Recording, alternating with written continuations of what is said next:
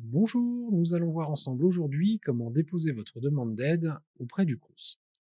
Alors, tout d'abord, vous allez avoir besoin de votre outil de connexion à vos mails et à Internet, puisque l'ensemble des demandes sont téléversées directement en ligne, une connexion data Wi-Fi de bonne qualité pour faciliter le dépôt, et vos fichiers en PDF ou JPEG préparés à l'avance pour des questions de poids.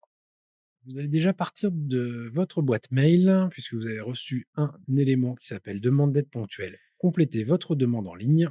Ce mail est indispensable puisqu'il contient un lien unique qui vous a été adressé et qui permet d'accéder à l'espace de dépôt de la demande sur messervicesétudiants.gouv.fr. Bien évidemment, vous allez vous connecter à Mes services étudiants avec votre mail et votre mot de passe et vous arrivez sur cette fenêtre qui vous informe que vous êtes sur l'espace pour déposer votre demande. Donc vous cliquez sur Faire ma demande, vous suivez le lien Dossier d'aide ponctuelle. Tout d'abord, vous avez une partie sur la collecte et l'utilisation des données personnelles. Les éléments sont stockés et archivés numériquement, donc vous vérifiez vos données et vous pouvez accepter le stockage et continuer. Et enfin, vous arrivez sur l'espace qui vous permet de déposer les demandes d'aide. Alors, une fois arrivé ici, il va falloir faire relativement rapidement et être également vigilant sur le poids des fichiers, puisque cette fenêtre, ces liens peuvent se désactiver au bout d'un moment. Donc le fichier, dans un premier temps, est à télécharger ici. Je l'ai fait au préalable. À remplir, il vous permet de demander une aide financière ponctuelle. Il vous permet également de demander les repas à 1 € pour les étudiants non boursiers.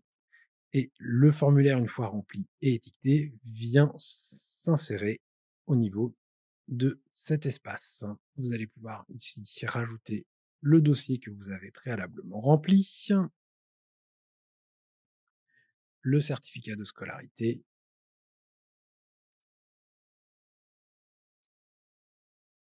et le RIB à votre nom et continuer ainsi avec l'ensemble des éléments et pièces demandées.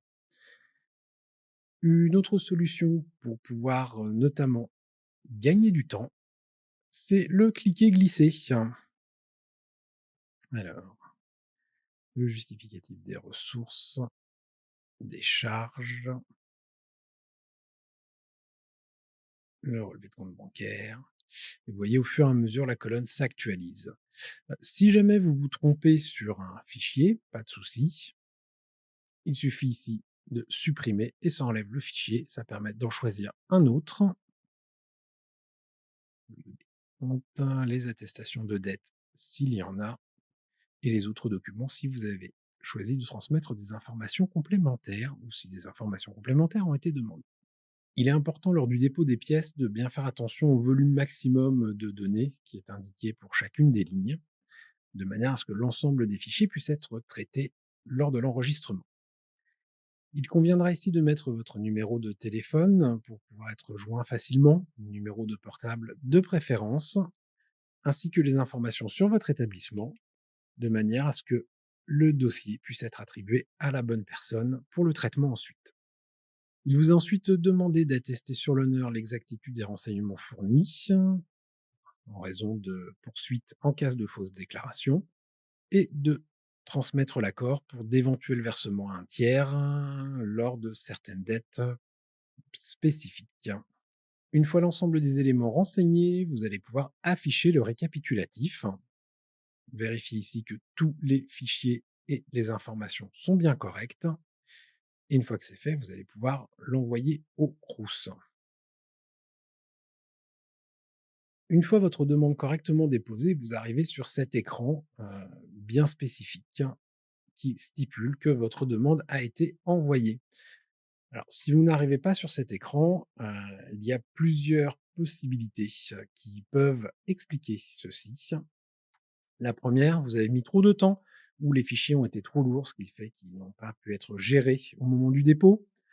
L'autre élément, c'est que les fichiers n'étaient pas dans un format qui permettait facilement leur dépôt. Je vous conseille des fichiers de type PDF ou de type JPEG, de manière à être relativement léger. D'autre part, il est important que ces dossiers soient sur votre disque dur et ne viennent pas ni d'un format zip, ni d'un cloud, puisque le logiciel ne pourrait pas les intégrer. Il est important d'aller jusqu'à cet écran. Votre demande a été envoyée puisque c'est elle qui vous garantit le dépôt de la demande. De même que vous retrouvez ici dans votre boîte mail l'accusé de réception, votre demande a été déposée. Vous savez maintenant comment déposer votre demande d'aide ponctuelle. Dans le cas où vous auriez encore des difficultés, n'hésitez pas à vous rapprocher de la personne vous ayant transmis le lien de manière à bénéficier d'un accompagnement complémentaire.